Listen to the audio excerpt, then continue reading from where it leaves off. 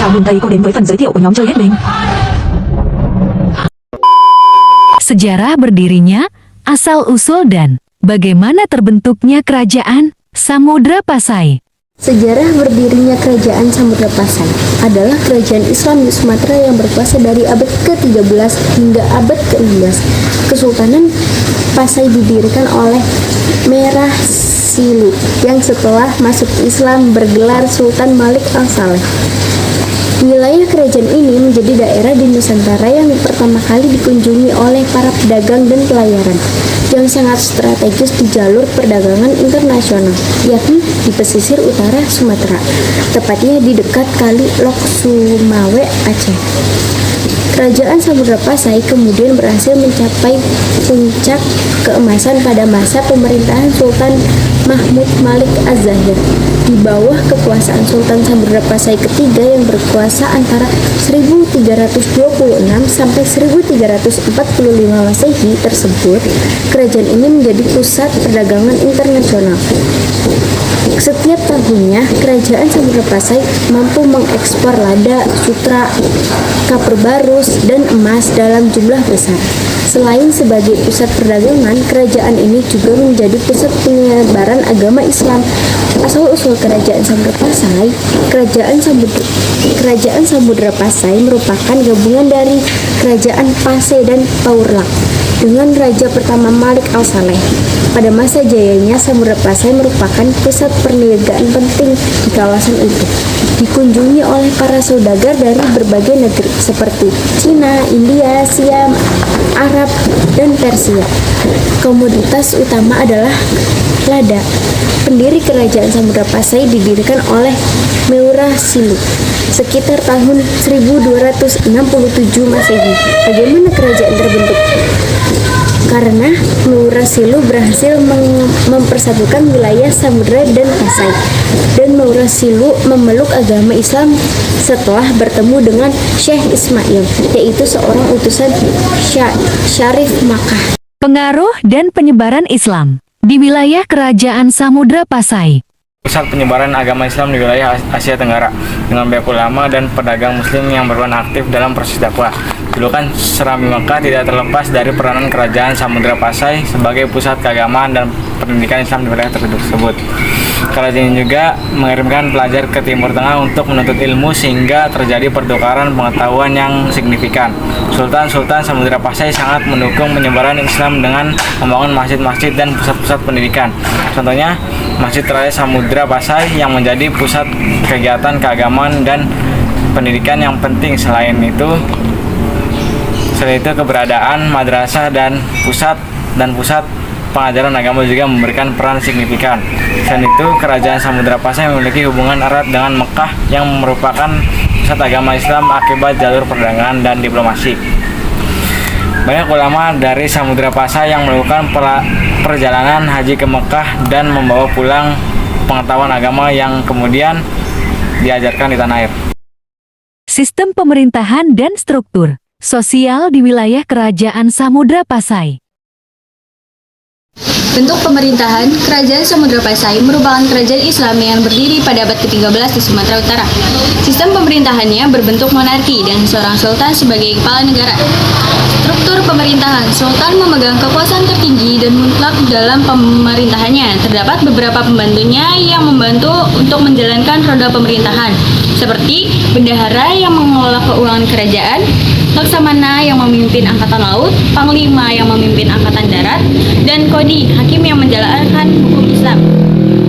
Struktur sosial masyarakat Kerajaan Samudra Pasai terbagi dalam beberapa kelas sosial, yaitu kelas atas terdiri atas sultan, keluarga kerajaan, dan para bangsawan. Kelas menengah terdiri dari ulama, cendekiawan, pedagang, dan pejabat kerajaan. Kelas bawah terdiri dari petani, nelayan, dan pekerja. Islam menjadi landasan utama dalam tata kelola pemerintahan dan aktivitas ekonomi di Kerajaan Samudra Pasai, sehingga memiliki pengaruh yang sangat signifikan dalam berbagai aspek kehidupan masyarakat. Peran ekonomi dan perdagangan dalam perkembangan Kerajaan Samudra Pasai. Doktrin mempengaruhi perkembangan ekonomi Samudra Pasai adalah letak geografinya yang senantiasa dilewati pelayaran dan perdagangan internasional yang melalui Selat Malaka sejak awal Masehi. Sejak abad ke-7 pada perdagangan Muslim dari Arab, Persia, dan Timur Tengah mulai memegang peran penting serta terlibat dalam jaringan pelayaran dan perdagangan internasional ke Cina. Perkembangan jaringan pelayaran dan perdagangan di wilayah Samudra Pasai juga disebabkan oleh upaya perkembangan kekuasaan kerajaan Sriwijaya sejak abad ke-7. Setelah kerajaan Sriwijaya di Palembang runtuh, ramainya pelayaran dan perdagangan yang melalui Selat Malaka menguntungkan bagi Samudra Pasai, yang kemudian tumbuh sebagai kerajaan maritim dan bandar transit. Pengaruh Islam dalam seni, budaya, dan arsitektur. Pengaruh Islam dalam seni, budaya, arsitektur seperti masjid, sastra, musik, dan adat istiadat dalam kerajaan Samudra Pasai. Islam membawa gaya arsitektur yang khas yang dapat dilihat dalam pembangunan masjid. Masjid-masjid di Indonesia sering menggabungkan elemen arsitektur Islam dengan pengaruh lokal yang menghasilkan ciri khas tersendiri. Di kerajaan Samudra Pasai, Islam juga berpengaruh dalam pengembangan sastra, terutama dengan penggunaan bahasa Arab dan menggabungkan unsur-unsur Islam ke dalam literatur lokal. Dalam musik, Islam membawa pengaruh seperti penggunaan nasyid atau musik religius yang menonjolkan lirik-lirik pujian kepada Tuhan. Musik tradisional yang dipengaruhi oleh Islam seringkali menggunakan ritme-ritme tertentu sesuai dengan konteks keagamaan dan pertunjukan. Kerajaan Samudra Pasai sebagai kerajaan Islam mengadopsi banyak tradisi dan adat istiadat Islam yang mempengaruhi cara hidup masyarakatnya. Ini termasuk perayaan hari-hari besar Islam seperti Idul Fitri dan Idul Adha. Islam juga menginspirasi seni dekoratif, terutama dalam pembuatan keramik, tekstil, dan ukiran kayu.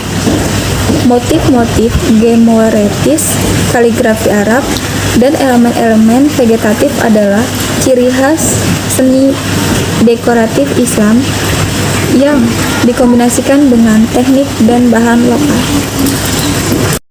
Puncak kejayaan dan kemunduran Kerajaan Samudra Pasai. Masa kejayaan Samudra Pasai terjadi pada kepemimpinan Sultan Al-Malik Zahir II.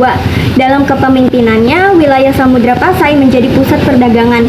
Lintas perdagangan di Pasai yang berkembang pesat pada saat itu juga membuat Kesultanan Samudra Pasai merilis mata uang emas yang disebut dirham untuk digunakan secara resmi.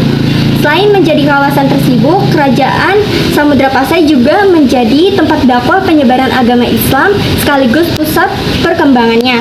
Walau sempat mendapatkan serangan dari kerajaan Majapahit, Samudra Pasai mampu meraih kembali masa keemasannya pada pemerintahan Sultan Malikah Nahrasiyah.